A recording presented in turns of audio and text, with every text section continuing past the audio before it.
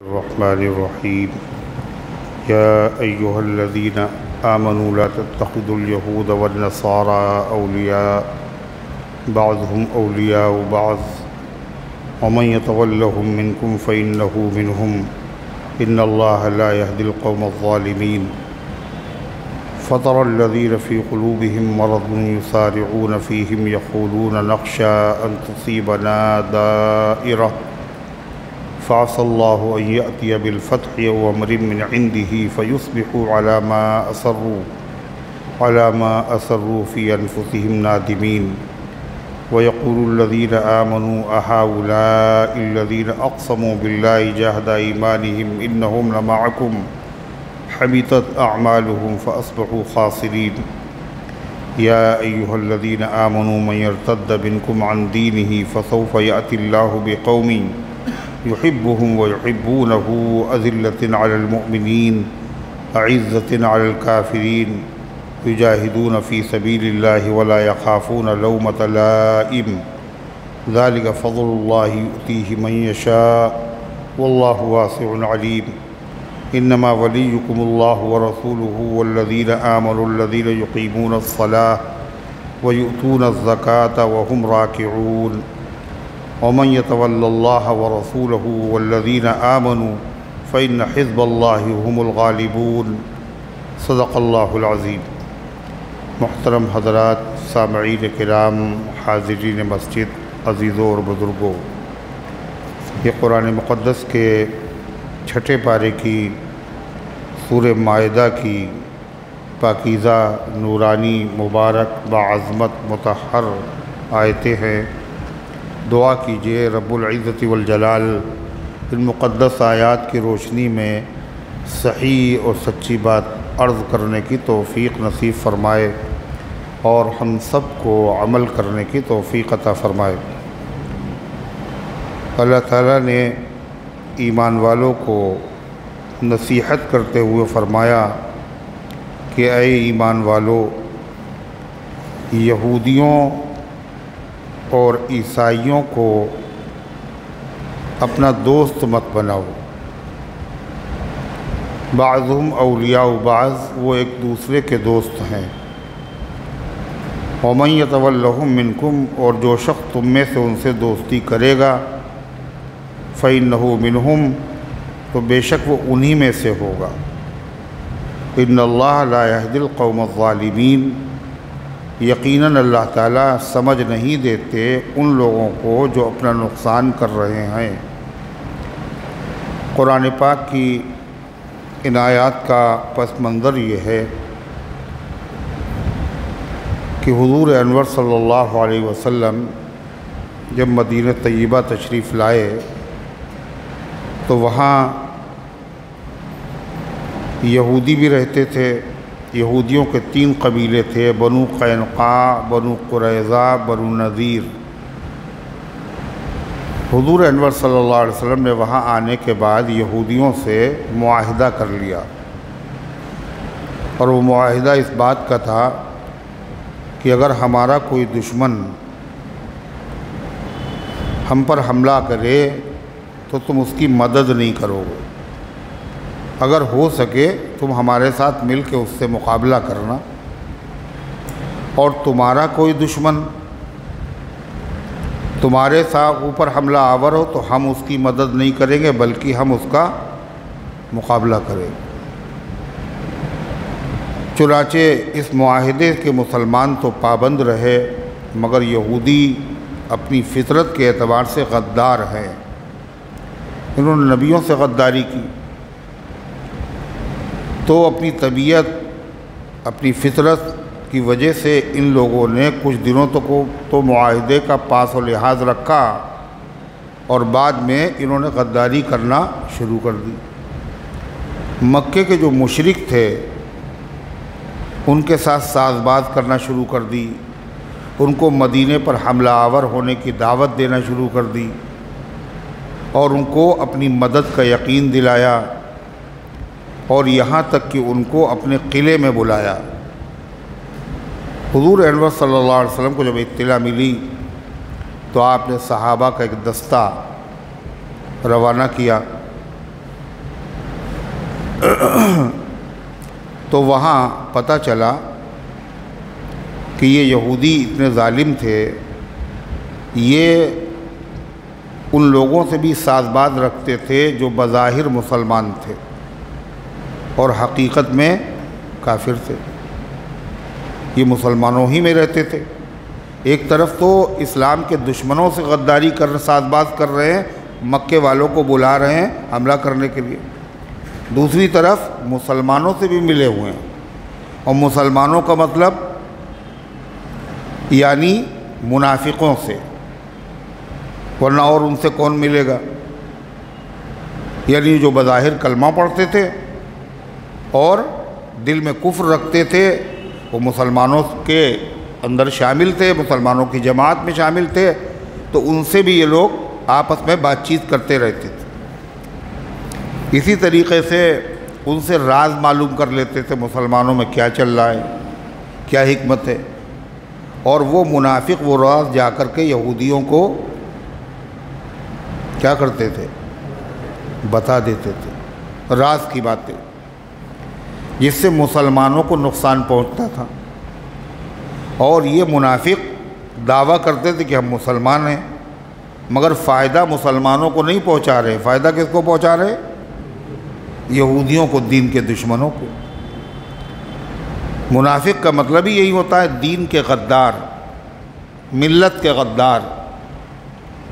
کلمہ انہوں نے پڑھا ہی اس لیے ہوتا ہے تاکہ مسلمانوں میں ملے بھی رہے، مسلمانوں ہونے کی حیثیت سے جو فائدے ہوتے ہیں وہ فائدے بھی ہمیں ملتے رہیں، اور دین کے دشمنوں سے بھی ملے جلے رہیں، ان سے بھی فائدے حاصل کرتے رہیں۔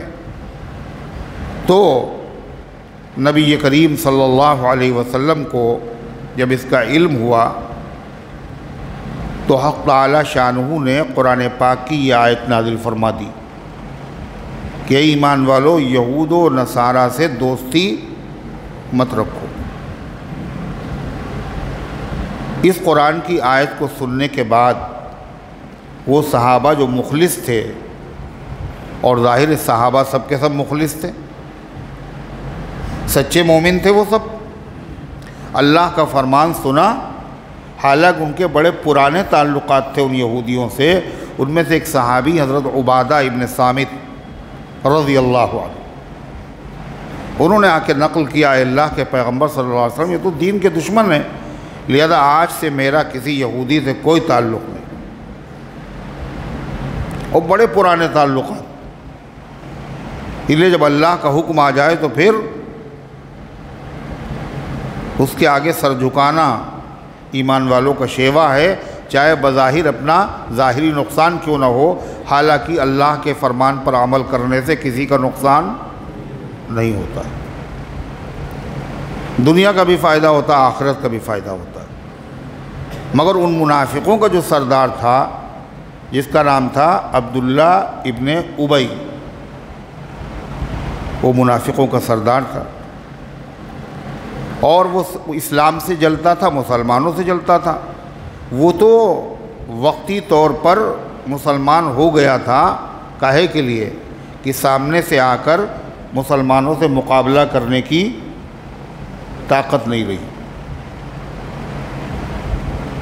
جو دو قبیلے مسلمانوں کے تھے، اوس اور خزرج، ان میں سے قبیلے خزرج سے اس کا تعلق تھا، عبداللہ ابن ابی کا، وہ یہودی نہیں تھا، لیکن ان دونوں قبیلوں کا سردار مانا جاتا تھا وہ، اللہ کے نبی صلی اللہ علیہ وسلم کے مدینے آنے سے پہلے۔ جب آپ مدینہ تشریف لے آئے، اس کے لیے باقاعدہ ایک تاج بنا کے رکھا گیا تھا۔ کس کے لیے؟ کس کے لیے؟ عبداللہ ابن ابی کے لیے، اس لیے وہ دونوں قبیلوں کا سردار مانا جاتا تھا، بڑا وقار اسے حاصل تھا کہ اس کو دونوں قبیلوں کا بادشاہ بنا دیا جائے، تاج بھی بنا کر رکھ دیا۔ اللہ کے رسول صلی اللہ علیہ وسلم تشریف لائے، جب آپ تشریف لائے تو دونوں قبیلے نبی کریم صلی اللہ علیہ وسلم کی طرف مائل ہو گئے اور جھک گئے، ان میں اکثریت مسلمان ہو گئی، تو اس کی جو سرداری تھی اور بادشاہت تھی وہ سب کھٹائی میں پڑ گئی۔ تو اس کے دل میں اور اناد پیدا ہو گیا کہ انہی کی وجہ سے میری سرداری گئی، مجھے تو تاج مل رہا تھا۔ لیکن اس نے دیکھا بدر میں مسلمانوں کو اللہ تعالیٰ نے فتح عطا فرمائی، کم ہونے کے باوجود اتنے بڑے بڑے بہادر اور سورما اور طاقتور ان کے سامنے ٹک نہ سکے۔ تو اس نے کہا اب خیریت اسی میں ہے کہ تم بھی کلمہ پڑھ لو بظاہر اور انہی میں شامل رہو، اور اندر سے سازشیں کرتے رہو، لڑاتے رہو، نفرتیں پیدا کرتے رہو۔ ایسے منافق ہر دور میں تھے اور آج بھی ہیں، مسلمانوں میں ملے بھی ہوئے ہیں، مگر ملنے کا مقصد کیا ہے؟ دنیاوی فائدے حاصل کرنا اور دشمنوں سے ساز باز رکھنا۔ تو اس نے کیا کہا؟ اس نے کہا کہ صاحب ان لوگوں سے ہم بالکل اپنا رشتہ نہیں توڑ سکتے ہیں۔ کس سے؟ کس سے؟ کس سے بتاؤ نا، کس سے رشتہ نہیں توڑ سکتے؟ بول دو زور سے۔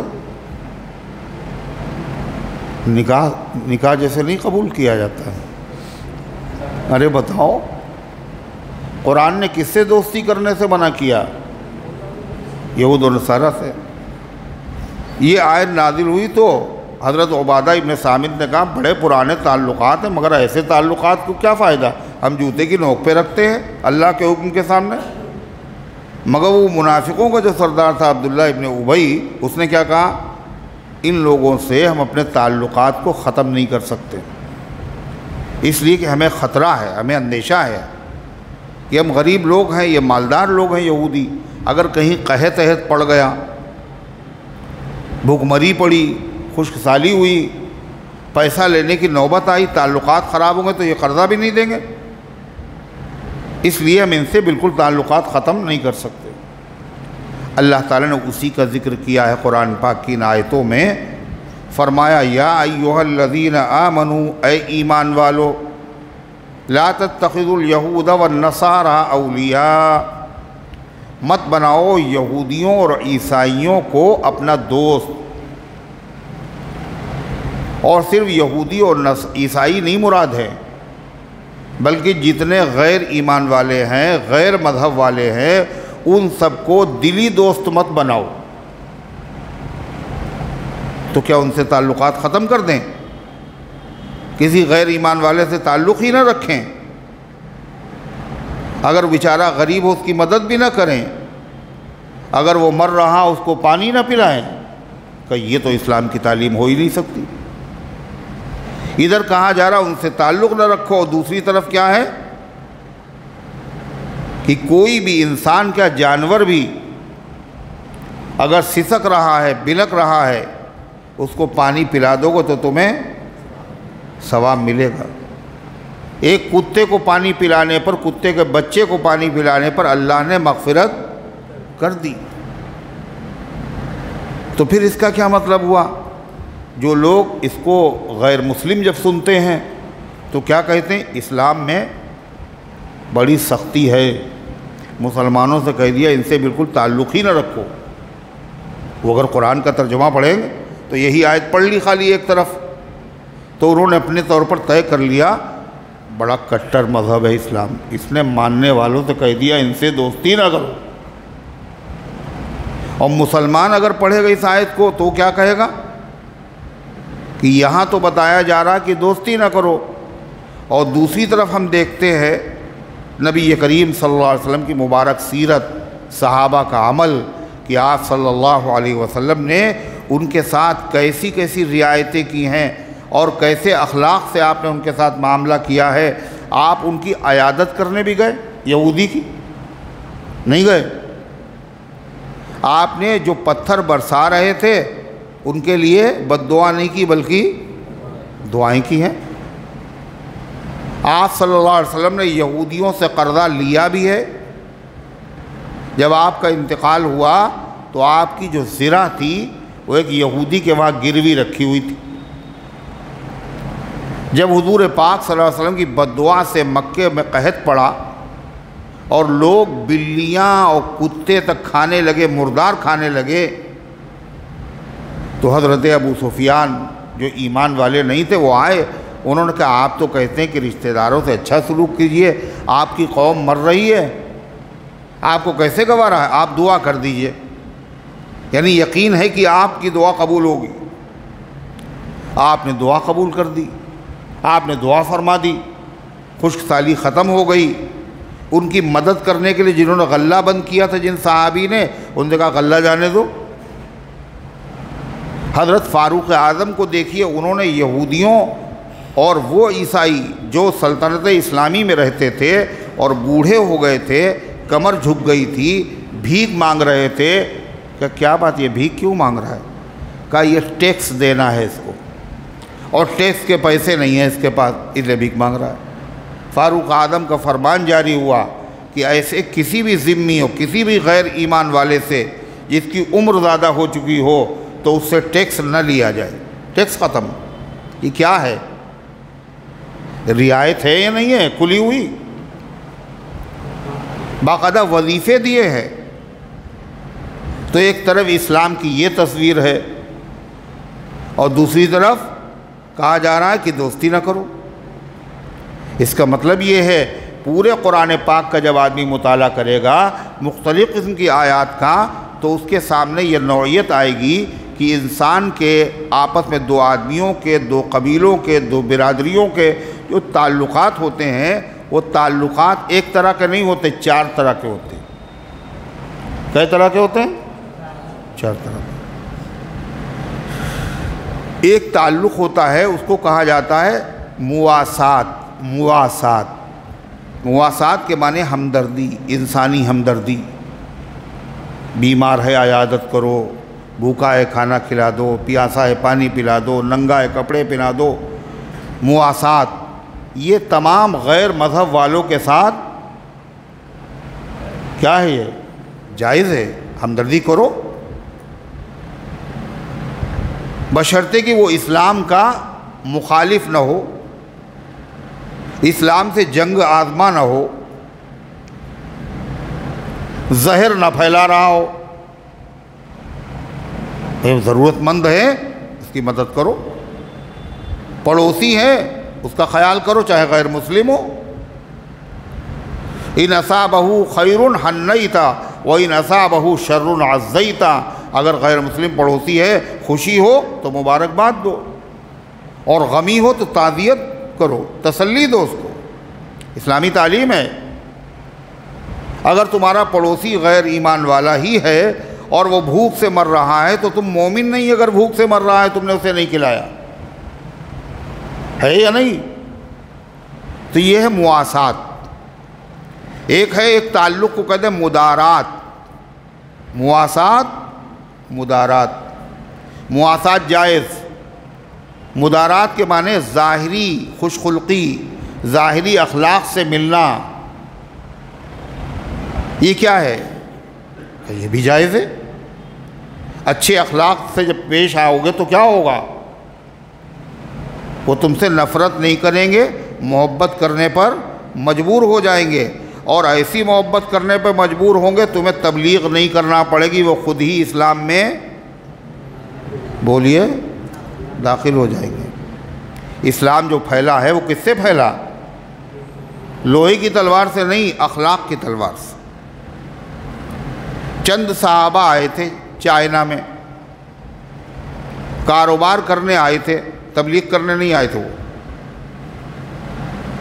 ان کا تو ہر عمل تبلیغ تھا، ان کا کاروبار بھی تبلیغ تھا۔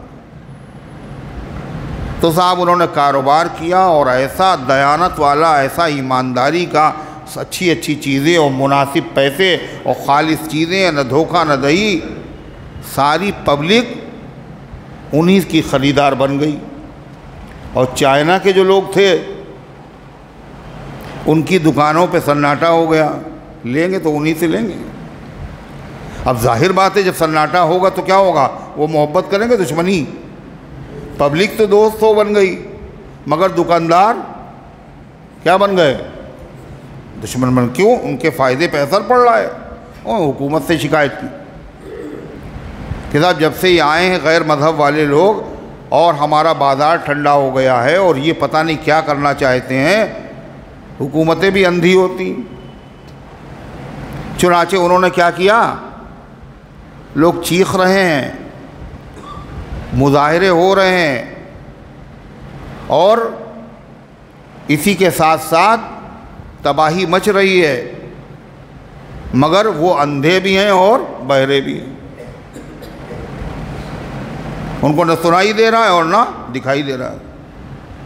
تو اس زمانے کی جو چائنا حکومت تھی اس نے کہا مسلمانوں کو بلا کر کے، جہاں سے آئے ہو وہیں چلے جاؤ، ہمارے ملک سے نکل جاؤ تم لوگ۔ بڑی اچھی بات ہے۔ جب وہ نکلنے لگے تو ساری پبلک ان کے ساتھ ہو گئی، یہ اگر نکلیں گے تو ہم بھی نکلیں گے۔ یعنی اتنے گرویدہ ہو گئے وہ، ان کو کسی کو دعوت نہیں دی دین کی، انہوں نے صرف عمل ان کا ایسا تھا، ایسے اخلاق سے بات کی، اس طرح امانت داری اور دیانتداری کے ساتھ انہوں نے کاروبار کیا۔ اسی لیے کہا التاجر الصدوق الامین مع النبیین والصدیقین والشہداء والصالحین، سچائی اور امانت کے ساتھ تجارت کرنے والا یہ نبیوں کے ساتھ، صدیقین کے ساتھ، شہیدوں کے ساتھ ہوگا۔ وہ کون سے تاجر ہیں، کون سے امانت دار؟ صحابہ نے کر کے دکھا دیا۔ تو ظاہر حکومت مجبور ہو گئی، کہا بھائی تم لوگ رہو اور آرام سے تجارت کرو، تمہیں کوئی نہیں نکال سکتا۔ نتیجہ کیا ہوا، وہی لوگ پھر وہاں مسلمان ہو گئے۔ جب آدمی اتنا قریب آئے گا، قریب سے دیکھے گا، جبھی تو اسلام قبول کرے گا۔ بد اخلاقی اگر ہوگی تو لوگ قریب ہی نہیں آئیں گے۔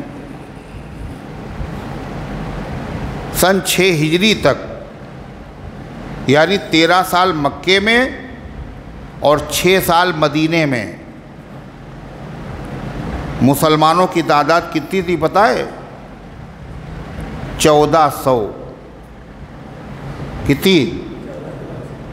13 سال مکے میں محنت ہوئی اور 6 سال مدینے میں۔ جب عمرے کے لیے آپ نکلے تو صحابہ کی تعداد 1400 تھی، سن 6 ہجری کی بات ہے۔ اس کے بعد جب صلح حدیبیہ ہو گئی، اسی عمرے میں انہوں نے روکا، صلح ہو گئی 10 سال کے لیے۔ 8 ہجری میں مکہ فتح ہو گیا، 6 ہجری میں 1400 تھے، 7 ہجری میں معاہدے کے مطابق صحابہ نے عمرہ کیا، اور 8 ہجری میں پورا مکہ فتح ہو گیا۔ اور اس کے بعد 9 ہجری میں صدیق اکبر کو آپ نے حج کے لیے بھیجا، اور 10 ہجری میں آپ نے حج کیا۔ 1,24,000 ایمان والے، کئی سالوں میں؟ 4 سال میں اتنا زبردست انقلاب کیوں؟ اس لیے کہ جب صلح ہو گئی تو آپس میں ملنا جلنا ہوا، کاروبار ہوا، اب تو خطرہ نہیں ہے لڑائی وڑائی کا۔ جب انہوں نے قریب آ کے مسلمانوں کو دیکھا، کاروبار دیکھے، تجارت دیکھی، اخلاق دیکھی، ہمدردی دیکھی، تو وہ خود ہی تیزی کے ساتھ مسلمان ہوتے چلے گئے۔ اخلاق، اس کی اجازت ہے، ظاہری مدارات، ظاہری اخلاق، میل جول۔ تیسری چیز ہے مواسات، مدارات، معاملات۔ معاملات کا مطلب لین دین، کاروبار، تجارت۔ جس طرح مسلمانوں سے جائز ہے، غیر مسلموں سے بھی جائز ہے۔ ان کے وہاں نوکری کرنا، ان کو اپنے وہاں نوکر رکھنا پوری دنیا میں ہو رہا ہے، نہیں ہو رہا ہے۔ لیکن اگر وہ لوگ دشمنی پہ آمادہ ہوں، برسرے پیکار ہوں، جنگ کا انہوں نے ہارن بجا دیا ہو، اب ان سے لین دین کرنا صحیح، اس لیے کہ اس سے کیا ہے، ان کا فائدہ اپنا نقصان، ورنہ عام حالات میں اس کی اجازت۔ تو 3 چیزیں ہوئیں، مواسات، مدارات، معاملات، یہ تینوں جائز۔ ایک چیز پہ پابندی لگائی ہے اسلام نے ہر زمانے میں، ہر حال میں، اس کا نام ہے موالات۔ موالات، موالات کہتے ہیں دلی تعلق، دلی محبت، ہمدردی، رازدار بنا لینا،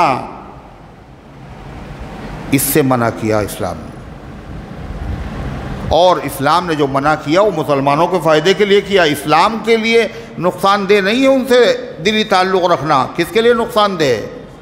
خود مسلمانوں کے لیے۔ کیوں؟ اس لیے کہ دلی تعلق اگر تم رکھو گے تو وہ تم سے دلی تعلق نہیں رکھیں گے۔ کیوں؟ بیچ میں کون حائل ہے؟ مذہب، دین۔ وہ آپس میں ایک دوسرے سے دلی تعلق رکھ سکتے ہیں مگر تم سے دلی تعلق نہیں رکھیں گے۔ وہ کیوں نہیں رکھیں گے؟ بھائی جب دلی تعلق ہوتا ہے، محبت کسی سے ہوتی ہے دلی، تو کس سے ہوتی ہے؟ دونوں کے درمیان مناسبت ہونا چاہیے۔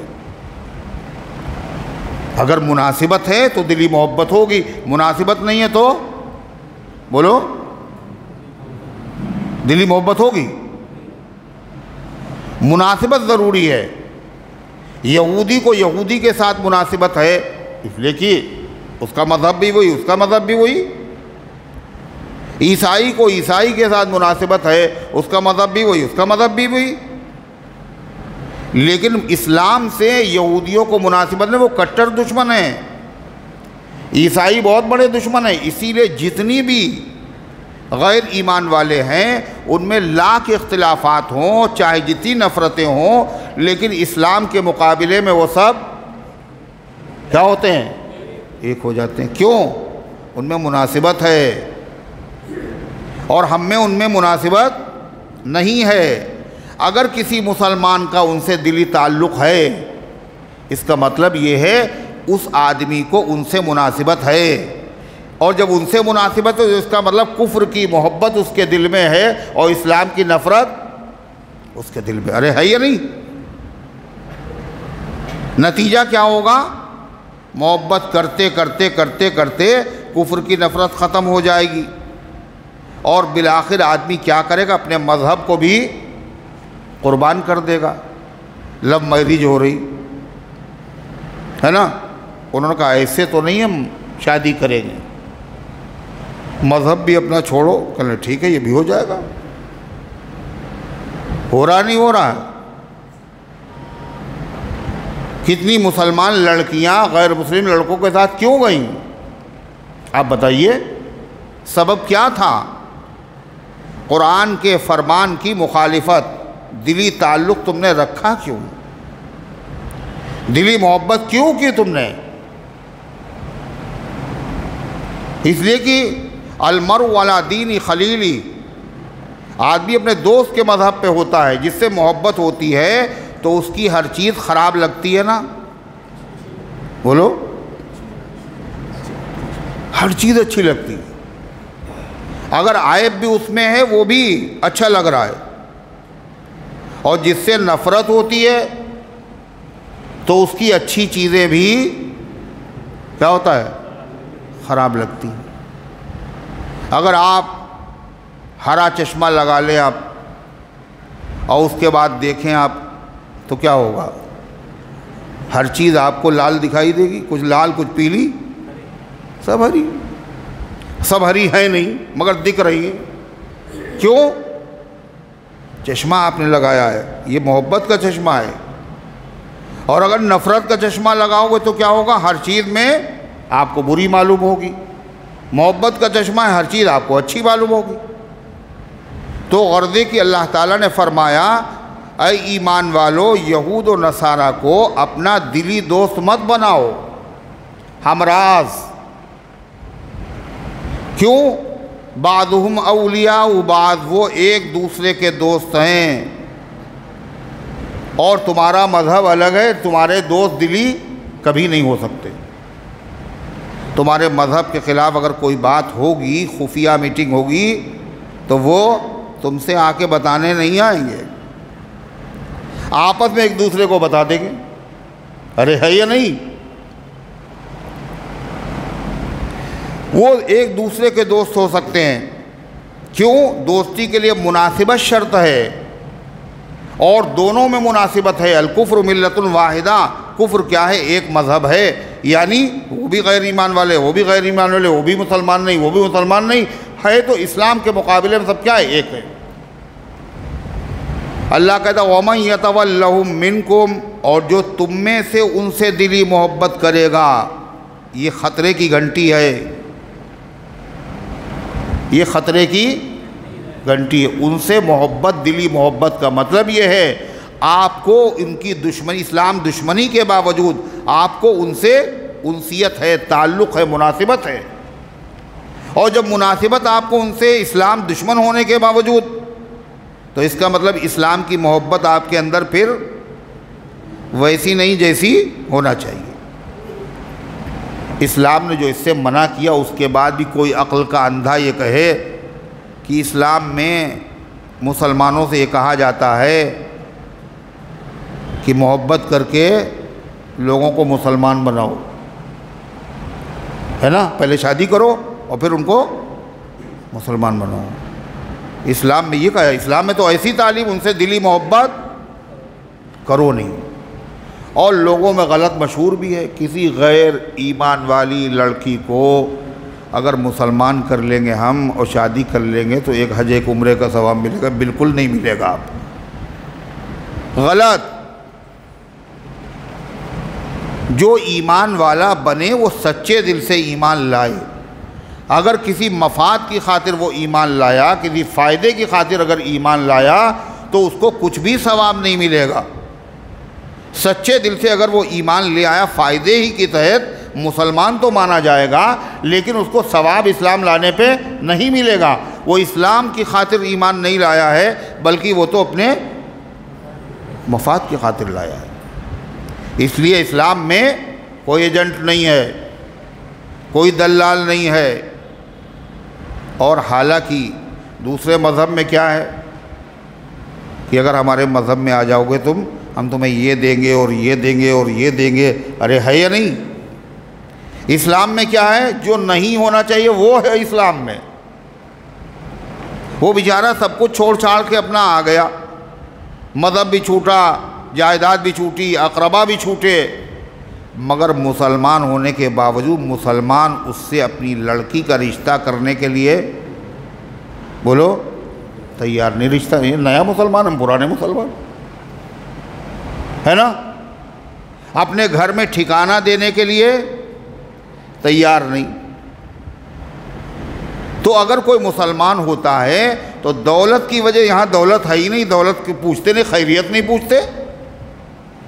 وہ اگر مسلمان ہوتا ہے تو اخلاص ہی کی وجہ سے ہوتا ہے، اس کا شرع صدر ہو جاتا ہے، یعنی اللہ اسلام قبول کرنے کے لیے اس کا سینہ کھول دیتا ہے، وہ ساری اذیتوں کو برداشت کرنے کے لیے تیار ہو جاتا ہے۔ وہ کیا کہتا ہے؟ جو گوئم لا الہ لا بلرزم، یہ دانم مشکلات لا الہ را۔ شاعر کہتا ہے جب میں لا الہ الا اللہ کہتا ہوں تھرا جاتا ہوں، اس لیے میں جانتا ہوں لا الہ الا اللہ پڑھنے کے بعد مشکلیں کتنی ہوں گی۔ لوگ آسان سمجھتے ہیں مسلمان ہونا، اپنا مذہب چھوڑ کے دوسرا مذہب اختیار کرنے میں کتنی زحمتیں ہیں اور کتنی دقتیں ہیں اور کتنی مشکلات ہیں۔ ان تمام مشکلات کو وہ عبور کرتا ہے، پھر کہیں جا کر کے اسلام قبول کرتا ہے۔ اسی لیے اس کو اسلام سے محبت بہت ہوتی ہے۔ موروثی مسلمان کو اتنی محبت بولو ہوتی ہے؟ نہیں ہوتی۔ جو چیز محنت سے حاصل ہوتی اس کی قدر ہوتی، اور جو بغیر محنت کے حاصل ہو وہ اگرچہ قیمتی ہے مگر اتنی قدر نہیں ہوگی۔ وہ مشہور واقعہ سنا ہے آپ نے؟ بڑے معمولی قسم کے جوتے اور بڑا قیمتی قسم کی شال، اس سے اپنے جوتے صاف کر رہے ہیں۔ جوتا بڑا معمولی اور شال بڑی قیمتی۔ کسی نے کہا، حیرت ہوئی اس کو، ارے اتنا معمولی جوتا اتنی قیمتی شال سے صاف کر رہے ہو؟ کہنے چپ رہو، محنت مزدوری کر کے پیسے کما کے جوتا خریدا ہے میں نے، اور یہ شال تو مجھے وراثت میں مل گئی۔ دیکھا آپ نے؟ اللہ تبارک و تعالی ہم سب کی غلطیوں کو معاف فرمائے اور اسلام کی ایک ایک تعلیم کی اللہ تعالی قدر کرنے کی توفیق عطا فرمائے۔ تو اللہ تعالی نے فرمایا، اے ایمان والو مت بناؤ یہود و نصارہ کو دوست، بعضہم اولیاء بعض، ان میں سے بعض کے دوست ہیں، ان میں آپس میں مناسبت ہے، اور جب تک مناسبت نہ ہو دوستی ہو ہی نہیں سکتی. ہو سکتی ہے؟ کبوتر کبوتر کبوتر کبھی کوے کے ساتھ اڑا؟ بتائیے. اور بلبل کبھی گدھ کے ساتھ؟ کوئی مناسبت ہی نہیں. مناسبت ہوگی جبھی تعلق ہوگا، جبھی محبت ہوگی، جبھی دوستی ہوگی. ایک حکیم تھے بڑے مشہور، حکیم جالینوس، زبردست حکیم. شاگرد بھی بہت سارے تھے، بڑے قابل آدمی تھے، سیکھنے لوگ آتے تھے. تو جہاں بہت ساری دوائیں تھیں، طالب علموں نے پوچھا کہ حضرت یہ معجون کاہے کا ہے آپ نے جو بنایا؟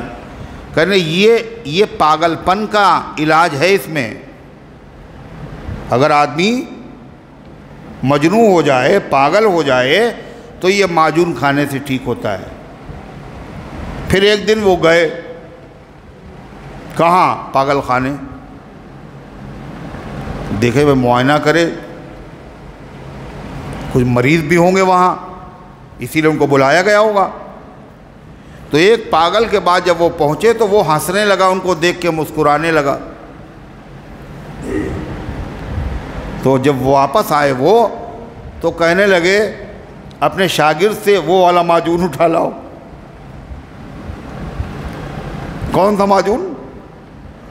پاگل پن کے لیے جو میں نے بنا وہ معجون اٹھا لاؤ. پھر تھوڑا سا اس میں سے کھایا. کہنے یہ کیا کر رہے ہیں آپ؟ کہنے لگے جب میں پاگل خانے گیا اور میں نے دیکھا کہ وہ پاگل آدمی مجھے دیکھ کے مسکرایا، میں سمجھ گیا میرے اندر بھی کچھ اثرات ہیں، جب ہی مجھے دیکھ کے مسکرا رہا ہے وہ. تو مناسبت ہونا چاہیے. اس لیے فرمایا ان میں سے بعض کے دوست بن سکتے ہیں، مگر یہ تمہارے دوست نہیں ہو سکتے. لہذا جب نہیں ہو سکتے تو اگر تم میں سے کوئی ان سے دلی دوستی کرے گا، اسلام کے فرمان کی، اللہ کے فرمان کی مخالفت کرے گا، اس کا مطلب یہ اس کو بھی اس سے مناسبت ہے. اور اگر اسلام کے دشمن سے مناسبت پیدا ہو جائے تو یہ خوشی کی بات نہیں ہے، یہ کیسی ہے؟ فکر کی بات ہے. ارے ہے یا نہیں؟ اسلام دشمن کو ہم سے محبت ہو جائے دلی، یہ کیا ہے؟ اور ہم مسلمان ہیں اور وہ اسلام کو دشمن ہے. وہ اگر محبت بھری نظر ڈالے ہمارے اوپر تو سمجھ لیے معاملہ گڑبڑ ہے. حضرت کعب ابن مالک، اللہ کے پیغمبر کے جلیل القدر صحابی، وہ غزوہ تبوک میں نہیں گئے. جو لوگ نہیں گئے تھے بغیر عذر کے، منافق نہیں گئے تھے، انہوں نے تو اپنے بہانے بنائے، حضور نے چھوڑ دیا. وہ مخلص صحابی تھے، 3 صحابی تھے، اور سورۃ توبہ میں اس کا واقعہ تفصیل کے ساتھ آیا ہے. تو آپ نے ان سے پوچھا، انہوں نے کہا اللہ کے رسول کوئی عذر نہیں تھا، صرف کاہلی کی وجہ سے نہیں گیا. آپ نے فرمایا پھر جاؤ، اللہ تمہاری جب توبہ قبول کرے تب آنا. اور حضور صلی اللہ علیہ وسلم صحابہ سے کہہ دیا ان سے کوئی بات نہ کرے. کوئی بات نہیں کرتا تھا. یہ نبی کے حکم ماننے کا جذبہ تھا صحابہ میں. رشتہ دار، دوست، خفیہ بھی کوئی بات نہیں کرتا تھا. پھر حکم آیا بیویاں بھی الگ ہو جائیں، بیویاں بھی الگ ہو گئی. اور صاحب 2 ساتھی تو ان کے گھر میں بیٹھ گئے. وہ آتے تھے مسجد اور مسجد میں نماز پڑھتے تھے، مگر سلام کر کوئی جواب ہی نہیں دیتا تھا، کوئی بات ہی نہیں کرتا تھا. اللہ کے نبی صلی اللہ علیہ وسلم کے قریب نماز پڑھتے اور دیکھتے کنکھیوں سے حضور دیکھ رہے ہیں تو پتہ چلتا اللہ کے نبی دیکھ رہے ہیں. جیسے ہی نظر پڑتی اللہ کے نبی اپنا چہرہ پھیر لیتے اور پریشانی ہو جاتی. یوں نظر عاشق پہ ڈالی جائے گی، جب وہ دیکھے گا ہٹا لی جائے گی. اب اس کے بعد کوئی بات ہی نہیں کر رہا. ایک دن اپنے دوست سے اور چچا داد بھائی سے کہا، سلام کو جواب ہی نہیں دیا. کہا تمہیں اللہ کی قسم ہے، مجھے اللہ اس کے رسول سے محبت ہے یا نہیں ہے؟ تو انہوں نے کہا اللہ جانے. یہ کہا، اس کے علاوہ کوئی بات انہوں نے نہیں کی. کہنے لگے پھر ایک دن میں جا رہا تھا تو ایک آدمی آیا، اس نے کہا وہ بادشاہ کا قاصد تھا، عیسائی بادشاہ کا۔ ارے کعب ابن مالک کون ہے بھائی؟ تو لوگوں نے اشارے سے بتایا یہ جا رہے ہیں بڑے میاں، یہی ہیں۔ تو اس نے ایک خط جو ہے نکال کے بادشاہ کا دیا۔ اس خط میں یہ لکھا ہوا تھا کہ تمہارے صاحب نے تمہاری قدر نہیں کی، تم بڑے لائق اور بڑے فائق آدمی ہو، تمہاری قدر نہیں کی، تم میرے وہاں آؤ، ہم تمہیں یہ دیں گے اور یہ دیں گے اور یہ دیں گے، یہ عہدہ، یہ منصب، یہ دولت۔ انہوں نے خط کو پڑھا تو بڑا غصہ آیا، اور انہوں نے وہ فوراً خط اسی کے سامنے جلتے ہوئے تنور میں ڈال دیا، اور انہوں نے کہا، وہ غلط فہمی میں سمجھا تھا، وہ سمجھا تھا کہ یہ لالچ میں آ جائیں گے، یہ دنیا کی دولت کی خاطر پھسل جائیں گے۔ مگر وہ کیا کہہ رہے تھے؟ صحابہ کا معاملہ کیا تھا؟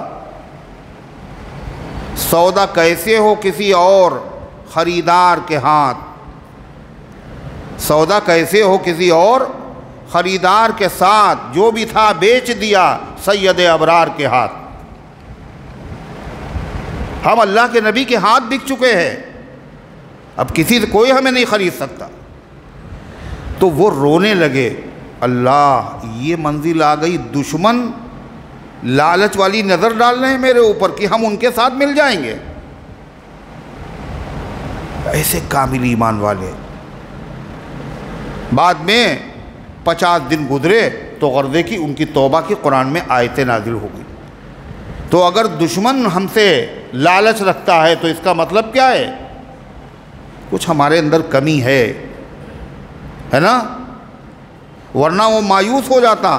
تعلقات رکھیں گے مگر مذہبی بحث ان سے نہیں کریں گے، مذہب کے معاملے میں نہیں کچھ کہیں گے، اس لیے مذہب کے معاملے میں پکے بھائی، سب اپنی جگہ پر ٹھیک ہے، مگر اس سلسلے میں کچھ نہیں۔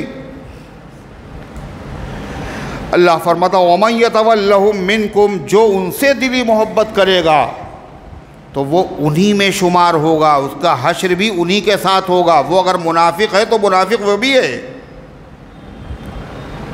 ان اللہ لا یہدی القوم الظالمین، یہ ایسی بات ہے جو بالکل کھلی ہوئی ہے۔ دوست کا دوست دوست ہوتا ہے، اور دشمن کیا ہوگا؟ وہ دوست کبھی نہیں ہو سکتا۔ یہ ظاہر بات ہے۔ اللہ فرماتا مگر یہ بات بھی جو ظالم ہیں ان کی سمجھ میں نہیں آتی۔ ان اللہ لا یہدی القوم الظالمین، بے شک اللہ سمجھ نہیں دیتے ان لوگوں کو جو اپنا نقصان کر رہے ہیں اور قرآن کے حکم کی مخالفت کرتے ہوئے ایسے لوگوں سے دوستیاں کر رہے۔ ان کو نقصان کا احساس نہیں ہے مگر ہوگا نقصان۔ اللہ فرماتا اس حکم کے آ جانے کے بعد اے پیغمبر، صحابہ جو تھے انہوں نے تو کیا کیا؟ حضرت عبادہ ابن صامت نے کیا کیا کہ سارے تعلقات پرانے سب ختم۔ مگر عبداللہ ابن ابی نے کیا کہا؟ ہم اپنے تعلقات ختم نہیں کریں گے، آڑے وقت میں یہ ہمارے اللہ اسی کو کہہ رہا ہے، پہچانو مسلمانوں یہ کون ہیں۔ فَتَرَ الَّذِينَ فِي قُلُوبِهِم مَّرَضٌ، آپ دیکھیں گے ان لوگوں کو جن کے دلوں میں مرض ہے، شک ہے، نفاق ہے۔ يُسَارِعُونَ فِيهِمْ، وہ تیزی کے ساتھ دوڑ دوڑ کر ان لوگوں میں شامل ہوں گے قرآن کا یہ حکم آ جانے کے بعد بھی۔ اور جب مسلمان ان سے کہیں گے میاں کمال کر دیا، اللہ نے منع کیا تھا اور پھر بھی تم ان سے تعلق رکھتے ہو، تو کیا کہیں گے؟ بات بنائیں، ظاہری تعلق رکھتے ہیں، کوئی دلی تعلق تھوڑی ہے، اور یہ بھی مصلحتاً رکھتے ہیں۔ کیا کہا؟ یقولون نخشى ان تصیبنا دائرہ، تو جواب میں وہ کہتے ہیں ہم تعلق اس لیے رکھتے ہیں، ہمیں ڈر ہے کہیں ہمارے اوپر کوئی حادثہ نہ پڑ جائے، کہیں قحط نہ آ جائے، کہیں بھوکمری نہ پڑ جائے، کہیں ان لوگوں سے مدد مانگنے کی ضرورت نہ پیش آ جائے۔ اگر مدد مانگنے کی ضرورت پیش آ جائے گی، اگر تعلقات صحیح ہوں گے تو دیں گے مدد، ورنہ مدد نہیں دیں گے، اس لیے ہم ان سے تعلق رکھتے ہیں۔ یہ بظاہر کہتے ہیں مگر حقیقت میں منافقوں کا یہ مقصد نہیں ہے۔ حقیقت میں مقصد کیا ہے منافقوں کا؟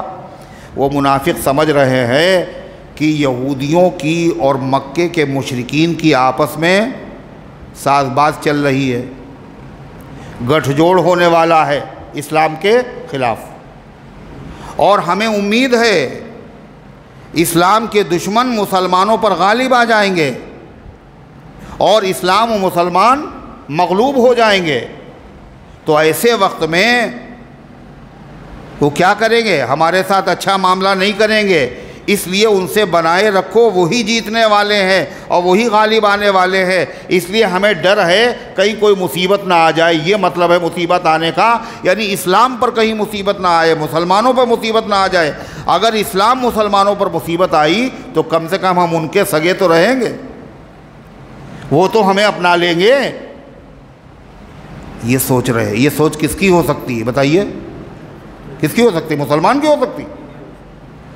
اللہ فرماتا ہے فَعَسَى اللَّهُ أَن يَأْتِيَ بِالْفَتْحِ، ان کو پتہ نہیں ہے۔ اللہ کہتا ہے فَعَسَى، عن قریب، امید ہے اللہ تعالیٰ فتح عطا فرمائے مسلمانوں کو۔ جب اللہ کہے امید ہے، اس کا مطلب کیا ہوتا ہے؟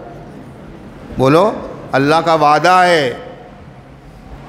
یہ سمجھ رہا ہے کہ اسلام مغلوب ہوگا، مسلمان مغلوب ہوں گے اور گٹھ جوڑ جو ہے وہ غالب آئے گا، ایسا نہیں ہے۔ اللہ کا وعدہ ہے ان قریب اللہ اسلام کو فتح عطا فرمائے گا، مکہ فتح ہو جائے گا۔ او امر من عنده، یا اللہ فتح عطا فرمائے گا، یا اللہ کوئی بات اپنے پاس سے دوسری ظاہر کر دے گا۔ دوسری بات کیا؟ جو منافق ہیں، اندر سے کفر چھپائے ہوئے اور اسلام کا نقاب اوڑھے ہوئے ہیں، ہو سکتا اللہ قرآن کی آیت کو نازل کر کے ان کے راز کو فاش کر دے۔ یہ بھی ہونے والا ہے۔ یہ سمجھ رہے ہیں کہ ہم ان سے بھی بنائے رکھیں، ادھر بھی بنائے رکھیں، مسلمانوں سے بھی ملتے رہیں، ان سے بھی ملتے رہیں اور جاسوسی بھی کرتے رہیں، اور ان سے اگر وہ غالب آ جائیں تو ان کے ساتھ ہو جائیں۔ یہ سوچ رہے ہیں، ان کا سوچا ہوا نہیں ہوگا۔ اسلام مغلوب نہیں ہوگا، اسلام غالب ہوگا، اللہ کا وعدہ ہے۔ اور اللہ ان منافقین کو جو کفر چھپائے ہوئے ہیں وہ اسلام کو ظاہر کر رہے ہیں، اللہ اس کفر کو بھی کیا کر دے گا؟ ظاہر کر دے گا، ان کا راز فاش ہو جائے گا۔ اور جب راز فاش ہو جائے گا تو پھر یہ کہیں کے بھی نہیں رہیں گے۔ اسلام جب غالب آیا، یہ سمجھ رہے تھے وہ اسلام دشمن غالب آئیں گے، تو اسلام دشمن ان کی کیا مدد کریں گے؟ اب وہ تو خود ہی مغلوب ہو گئے۔ اور دوسری چیز یہ ہے کہ جب راز فاش ہو جائے گا کہ یہ منافق ہیں، تو مسلمانوں میں بھی کوئی عزت ان کی نہیں رہے گی۔ ادھر سے بھی گئے، نہ خدا ہی ملا، نہ وصال صنم، نہ ادھر کے رہے نہ ادھر کے۔ اللہ فرماتا فَيُصْبِحُوا عَلَى مَا أَسَرُّوا فِي أَنفُسِهِمْ، تو اس وقت یہ نادم ہوں گے، شرمندہ ہوں گے، پچھتائیں گے اس بات پر جو دل میں چھپائے ہوئے تھے۔ دل میں کیا چھپائے ہوئے تھے؟ کہ اسلام ختم ہو جائے گا، مٹ جائے گا، یہی لوگ غالب آئیں گے۔ دیکھا اسلام غالب آ گیا، تو جو سوچا تھا، جو دل میں رکھتے تھے، وہ اسلام دشمنی تھی اور ہو گیا اس کے خلاف، اسلام غالب آ گیا، تو کیا ہوگا؟ ان کو پچھتائیں گے نہیں پچھتائیں گے؟ کہ جن کو چاہتے تھے غالب ہوں وہ تو غالب نہیں ہوئے، جن کو چاہتے تھے یہ غالب نہ ہو وہ تو غالب آ گئے۔ تو ہم ان کے بھی برے بنے اور ان سے بھی کوئی فائدہ نہیں ہوا۔ تو یہ پچھتائیں گے ان باتوں پر جو ان کے دل میں ہیں، جو چھپاتے ہیں، وہ جو چھپائے ہوئے اپنے دل میں، اس پہ شرمندہ ہوں گے۔ اور جب یہ شرمندہ ہوں گے اور جب ان کا نقاب اتر جائے گا اور جب مسلمان پہچان لیں گے اچھا یہ کلمہ بھی پڑھتے تھے، ان سے ملے بھی رہتے تھے ہمارے دشمنوں سے، ان کے دل میں یہ تھا، تو مسلمان کیا کہیں گے؟ وَيَقُولُ الَّذِينَ آمَنُوا، اور کہیں گے ایمان والے، أَهَؤُلَاءِ الَّذِينَ أَقْسَمُوا بِاللَّهِ، یہ وہی لوگ ہیں جنہوں نے اللہ کی قسمیں کھائی تھیں، جَهْدَ إِيمَانِهِمْ، بہت زور لگا کے اللہ کی قسمیں کھائی تھیں، اور کیا کہا تھا؟ إِنَّهُمْ لَمَعَكُمْ، کہ یہ تمہارے ساتھ ہیں، ان کے ساتھ نہیں ہیں۔ آج پتہ چلا، اللہ نے بتا دیا یہ ہمارے ساتھ نہیں تھے، یہ انہی کے ساتھ تھے۔ حبطت اعمالہم، ان کی ساری کارروائیاں غارت ہو گئی، جو سوچا تھا، جو کرنا چاہتے تھے، وہ اس میں ناکام ہو گئے۔ فاصبحوا خاسرین، تو یہ خسارے میں مبتلا ہو گئے۔ اب آگے کی آیات میں اللہ بتا رہا ہے یہ جو ہم نے کہا مسلمانوں ایمان والوں، یہود و نصارہ سے، اسلام دشمنوں سے، وہ دیکھیں سو گئے ہے۔ اسلام دشمنوں سے دلی محبت بولو نہ رکھو، ایسا خلط ملط بھی نہ رکھو پہچانا نہ جائے یہ مسلمان ہے یا غیر مسلم۔ وہ دھاگے باندھ رہے ہیں تو ہم نے بھی دھاگا باندھ لیا۔ اگر آدمی دیکھے کہ دونوں ایک ہی ہیں، ہے نا، کچھ نے لال دھاگے باندھے اور کچھ نے ہرے باندھے اور کچھ نے کالے باندھے، مگر دھاگے تو دھاگے ہیں، ملتے جلتے سبھی، قارورہ سب کا مل رہا ہے، مناسبت ہے جبھی تو اتحاد ہے۔ تو یہ شرمندہ ہے، اسلام کو چھپا رہے ہیں اپنے اوپر۔ فخر کیجئے، ناز کیجئے، شکر ادا کیجئے کہ اللہ نے اسلام جیسا مذہب عطا فرمایا ہمیں۔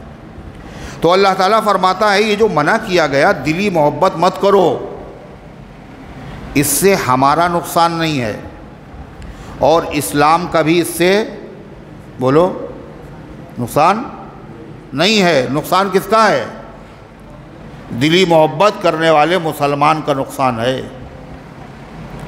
اس لیے کہ اگر کوئی دلی محبت تو چھوڑیے، اگر کوئی مسلمان اسلام کو چھوڑ بھی دے، مرتد ہو جائے ان کی محبت میں، جب بھی اسلام کا کچھ نہیں بگڑے گا۔ کیوں؟ اسلام کی حفاظت کا وعدہ اللہ نے کیا ہے، جو مٹانا چاہے گا وہ مٹ جائے گا، اسلام نہیں مٹے گا۔ اسلام کی فطرت کو قدرت نے لچک دی ہے، اتنا ہی یہ ابھرے گا جتنا کہ دبائیں گے۔ جتنا زیادہ جہاں دبایا جائے گا اتنی تیز ابھار ہوگا۔ جب گیند کو زمین پہ پٹخا جاتا ہے تو تھوڑا سا اوپر آتی ہے، وہ جتنی تیز پٹکو اتنی تیز اچھلے گی۔ آپ دیکھ لیجئے، یہ تجربہ ہے اور مشاہدہ ہے۔ جن جن ملکوں میں، جن جن علاقوں میں اسلام دشمنی کی گئی، انہی علاقوں میں اسلام بڑی تیزی کے ساتھ پھیلا ہے، پھیلا ہے اور پھیل رہا ہے اور پھیلتا رہے گا۔ تو اللہ فرما رہا ہے یہ بات نہیں ہے اگر دلی دوستی سے اس لیے منع کیا گیا کہیں تم اسلام کی نعمت سے محروم نہ ہو جاؤ، تمہارا نقصان ہوگا۔ تمہارے اسلام چھوڑ دینے سے اسلام کا نقصان نہیں ہوگا، یہ دین تو سلامت رہے گا، یہ دین تو باقی رہے گا۔ یعنی اس کو نوح علیہ السلام کی کشتی سمجھو۔ نوح علیہ السلام کی کشتی میں جو سوار ہوا وہی بچا، اور جو نہیں سوار ہوا وہ ڈوب گیا۔ اگرچہ نوح علیہ السلام کا بیٹا اور نوح علیہ السلام کی بیوی دونوں ڈوب گئے۔ نوح علیہ السلام چاہتے تھے کہ یہ نہ ڈوبے، بھائی باپ کی محبت ہوتی بیٹے کے لیے۔ اخیر میں کہا یا بنی ارکب معنا، اے میرے پیارے بیٹے میرے ساتھ سوار ہو جا۔ مگر جب بدنصیبی کی رات مسلط ہو تو اس کا سویرا، اب وہ کیا کہہ رہا ہے؟ ساوی الی جبل یعصمنی من الماء، ابا جان میری فکر نہ کیجئے، کتنا برسے گا پانی، کسی پہاڑ کی چوٹی پہ چڑھ جائیں گے وہاں تک تھوڑی پانی پہنچے گا۔ فرما لا عاصم اليوم من امر اللہ الا من رحم، آج اللہ کے عذاب سے کوئی نہیں بچا سکتا، یہ معمولی بارش نہیں ہے، یہ اللہ کا عذاب ہے، وہی بچے گا جس پر اللہ رحم کرے گا۔ یہ بات ہو ہی رہی تھی، قرآن کہتا فحال بینہم الموج فکان من المغرقین، ایک لہر آئی اور باپ بیٹے کے درمیان میں حائل ہو گئی اور بہا کر کے اسے لے گئی، وہی بچا جو کشتی میں سوار تھا۔ اسی طریقے سے جو اسلام سے وابستہ رہے گا اسلام بچے گا، جو اسلام سے وابستہ ہوگا وہ بچے گا۔ اگر جنہوں نے کشتی چھوڑی وہ ڈوبے، جو اسلام چھوڑے گا وہ مٹ جائے گا۔ اسلام کا نقصان نہیں ہے، نقصان کس کا ہوگا؟ اسلام چھوڑنے والے کا ہوگا۔ اللہ فرماتا ہے وہ پتہ ہے تمہیں، ہمیں خدمت کرنا ہے، ہمیں اسلام کو بچانا ہے، اور بچانے کے لیے نہ ہمیں کسی جماعت کی ضرورت ہے نہ کسی انسان کی ضرورت ہے۔ ہم تو جب چاہیں جس چیز کی حفاظت کرنا تو معمولی چیزوں سے کر سکتے ہیں۔ خانہ کعبہ کی حفاظت پرندوں سے کر لی، اپنے محبوب صلی اللہ علیہ وسلم کی حفاظت، صدیق اکبر کی حفاظت مکڑی کے جالے سے کر کے دکھا دی۔ ارے ہوا یا نہیں ہوا؟ اس لیے کوئی یہ نہ سمجھے کہ صاحب ہم ہیں تو اسلام ہے، ہم اسلام چھوڑ دیں گے تو اسلام کا نقصان ہو جائے۔ بہت سارے لوگ اسی غلط فہمی میں مبتلا ہیں۔ اللہ فرماتا ہے پتہ ہے تمہیں اسلام کو باقی رکھنا ہے، اگر تم اسلام کو چھوڑو گے تمہاری بدنصیبی ہوگی۔ اسلام کی خدمت کے لیے ہم ایک دوسری قوم کو تیار کر دیں گے، وہ جو تمہاری طرح نہیں ہوگی۔ سنیے اللہ کیا کہتا ہے، یا ایھا الذین آمنوا، اے ایمان والو، من یرتد منکم عن دینہ، جس نے غیر ایمان والوں سے دلی محبت کی اور محبت کے نتیجے میں مذہب اسلام کو چھوڑ دیا، اسلام سے پھر گیا، مرتد ہو گیا، تو کیا ہوگا؟ تو کوئی پرواہ نہیں اللہ کو۔ کیوں؟ فسوف یأتی اللہ بقوم، اللہ اسلام کی خدمت کے لیے عنقریب ایک ایسی جماعت کو لے کر کے آئے گا۔ کیسی جماعت؟ اللہ اس کی صفت بیان کر رہا ہے۔ کس کی؟ جو اسلام کی خدمت کے لیے اللہ لا کر کے کھڑا کرے گا، وہ کیسی ہوگی؟ 3 صفتیں اللہ نے بیان فرمائی۔ پہلی، یحبہم، اللہ ان سے محبت کرتا ہوگا، وَيُحِبُّونَهُ، اور وہ لوگ اللہ سے بولو محبت کریں، وہ اللہ کے محبوب ہوں گے اور اللہ ان کا محبوب ہوگا۔ اب سوال یہ ہے کہ بندے تو اللہ سے محبت کریں، ہے نا؟ یہ اپنے اختیار میں ہے، ہم اللہ سے محبت کریں بھائی۔ اللہ ہمارا مالک ہے، ہمارا خالق ہے، اللہ نے ہمیں پیدا کیا ہے، اللہ ہمیں روزی دیتا ہے، اللہ تعالیٰ نے نعمتیں دی ہیں، محبت ہو جائے گی۔ مگر اللہ محبت کرے ہم سے، یہ تو ہمارے بس میں نہیں ہے۔ ہم اللہ سے محبت کریں ہمارے بس میں ہے، اللہ ہم سے محبت کرے یہ تو ہمارے اختیار میں نہیں ہے۔ اللہ ہم سے کیسے محبت کرے گا؟ کہا اللہ ہم سے محبت کرے یہ بھی ہمارے بس میں ہے۔ یہ کیسے بس میں ہے؟ اللہ نے قرآن میں اعلان کر دیا کیا؟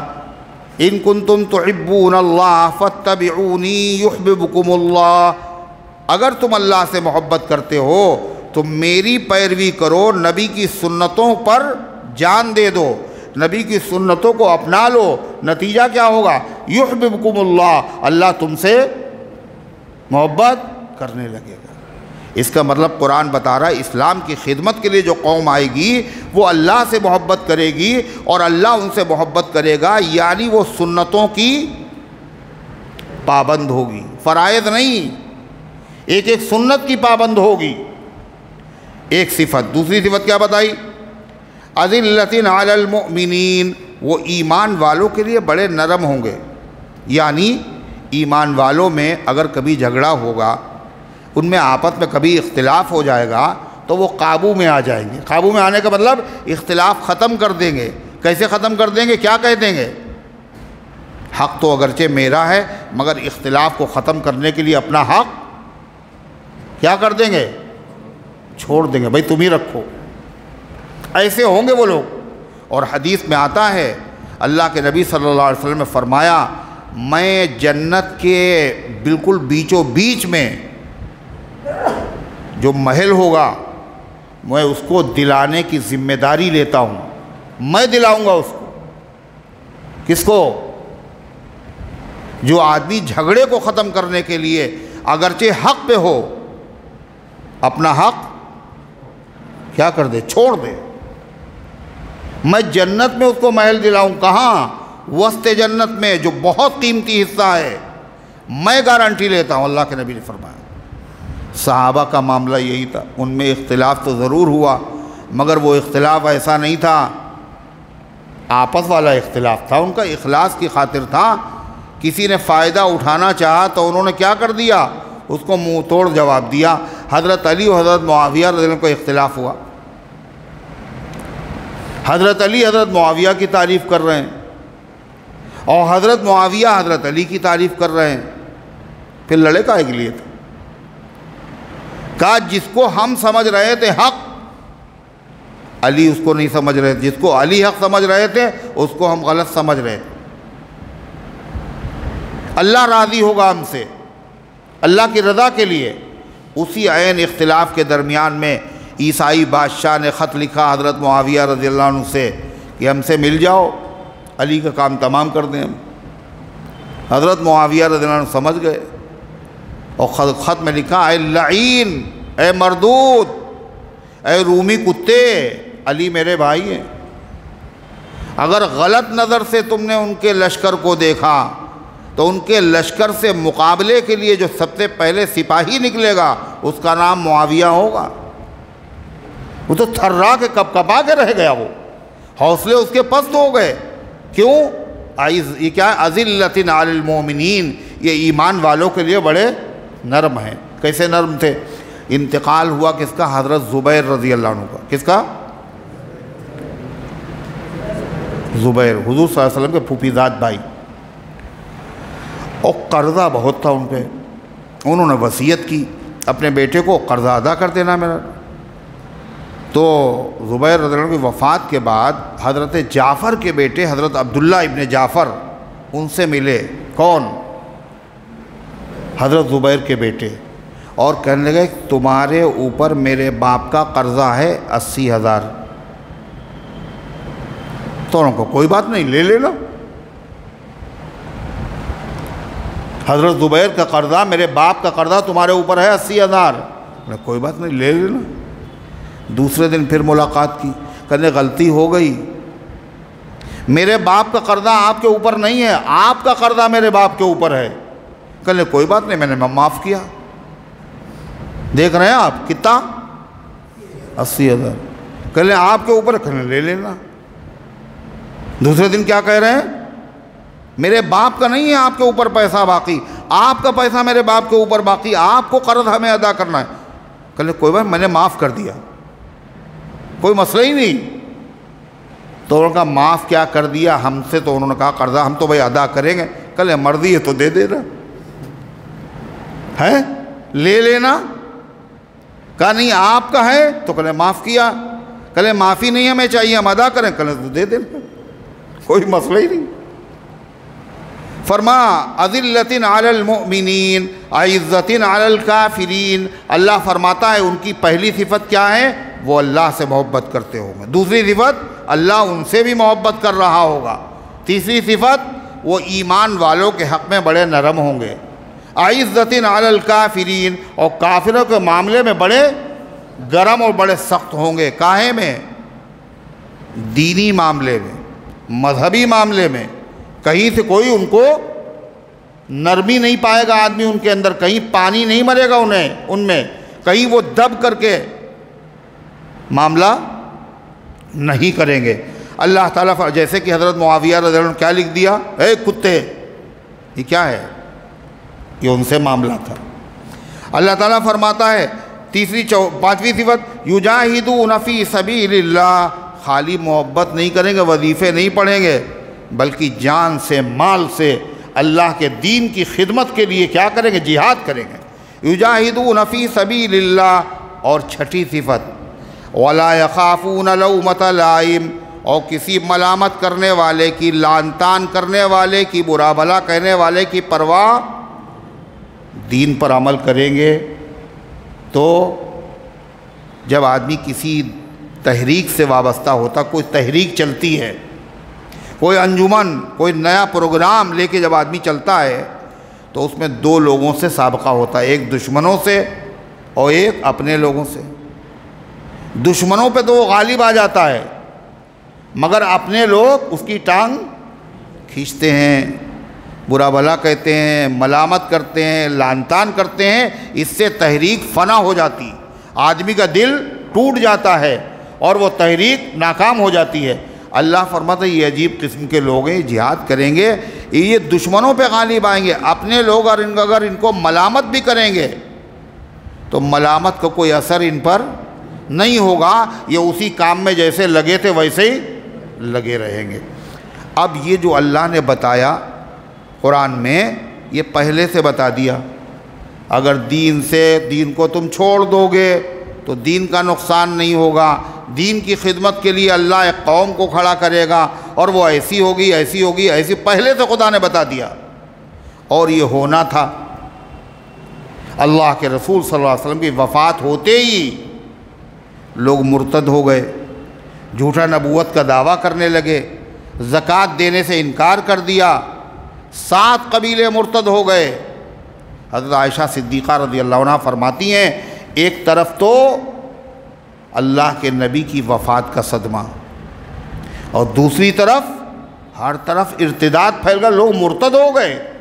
میرے باپ کے اوپر ایسے مصائب پڑے تھے، اگر پہاڑوں پہ پڑتے تو پہاڑ ریزہ ریزہ ہو جاتے، مگر صدیق اکبر رضی اللہ عنہ نے خلیفہ ہونے کی حیثیت سے ان تمام فتنوں کا مقابلہ کیا نہیں کیا؟ مرتدین سے مقابلہ کیا صدیق اکبر نے اور ان کی جماعت نے۔ قرآن میں جو بتا رہا ہے جو مرتد لوگوں سے جہاد کریں گے وہ کیسے ہوں گے؟ اللہ ان سے محبت کرتا ہوگا، وہ اللہ سے محبت کرتے ہوں گے، اور کیا کہا؟ ایمان والوں کے حق میں نرم ہوں گے، اور دشمنوں کے مقابلے میں سخت۔ تو کیسے سخت؟ ان کا دیکھیے کلمہ پڑھیں گے، نماز پڑھیں گے، روزہ بھی رکھیں گے، حج بھی کریں گے، زکوٰۃ نہیں دیں گے۔ صدیق اکبر نے کیا کہا؟ میاں اللہ کے نبی کے زمانے میں کوئی زکوٰۃ دیتا تھا اور زکوٰۃ میں اونٹ دیتا تھا، اونٹ کے ساتھ اونٹ کا بچہ دیتا تھا، اگر بچہ بھی نہیں دے گا تو میں اس سے جہاد کروں گا۔ اسلام میں کہ کسی قانون میں کوئی تبدیلی کا قائل ہوگا تو میں اس سے مقابلہ کروں گا، اور اگر میرے مخالفت میں شجر و حجر اور ریزے سب جمع ہو جائیں، میں اکیلا اگر ہوں گا جب بھی میں مقابلہ کروں گا۔ اَيُنْقَصُ الدِّينُ وَأَنَا حَيٌّ، دین میں کمی ہو جائے اور میں زندہ رہوں، نہیں ہو سکتا۔ اتنا سخت جملہ۔ حضرت صدیق اکبر اونٹنی پہ بیٹھ کے، بعض صحابہ کی رائے تھی حضور کا بھی انتقال ہوا ہے، تازہ معاملہ ہے، ذرا نرمی سے کام لے لیجئے۔ حضرت صدیق اکبر نے ان کو ڈانٹ دیا اور کہا نہیں لاؤ میری اونٹنی میں اکیلے جاؤ، بیٹھ گئے اونٹنی پہ۔ حضرت علی سب سے آگے آئے اور صحابہ بھی، کہنے لگے یہ میرا مشورہ تھا، لیکن آپ امیر المومنین ہیں، خلیفۃ المسلمین، جو کہیں گے اس پہ عمل ہو۔